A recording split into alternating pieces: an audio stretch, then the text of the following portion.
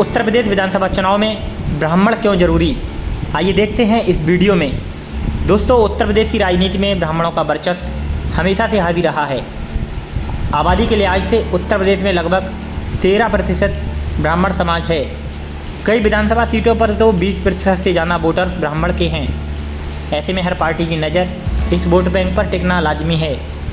बलरामपुर, बस्ती, संत कबीर नगर, महाराजगंज, गोरखपुर, देवरिया, जौनपुर, अमेठी, बनारस, चंदौली, प्रयागराज में ब्राह्मणों का वोट 15% से ज़्यादा है। यहाँ उम्मीदवार की हार जीत में ब्राह्मण वोटर्स की अहम भूमिका रहती है। वर्ष 2017 की बात करें तो 56 सीटों पर ब्राह्मण उम्मीदवारों ने जीत दर्ज की थी। इनमें 44 बीजेपी के पास थे।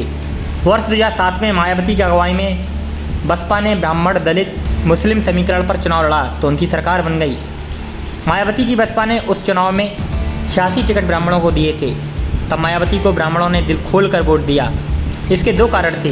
पहला ये कि मायावती ने सोशल इंजीनियरिंग का कॉन्सेप्ट रखा था और दूसरा, ब्राह्मण समाजवादी पार्टी से नाराज थे। इस दौरान सपा के विकल्प में बसपा ही सबसे मजबूत पार्टी थी। कांग्रेस और बीजेपी की स्थिति बिल्कुल भी निचले दर्जे की थी। अब 2022 के चुनाव के लिए बीएसपी की प्लानिंग है कि वह करीब 100 ब्राह्मणों और मुस्लिमों के अलावा अन्य जाति के उम्मीदवारों को टिकट दे।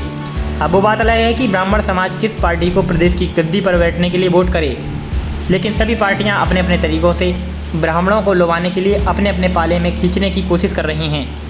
दोस्तों, अब आप समझ गए होंगे कि उत्तर प्रदेश विधानसभा चुनाव में आखिर ब्राह्मण समाज का रहना क्यों जरूरी है और इन वोटर्स का कितना वजूद है। आप देख रहे थे द दस्तक 24 की रिपोर्ट।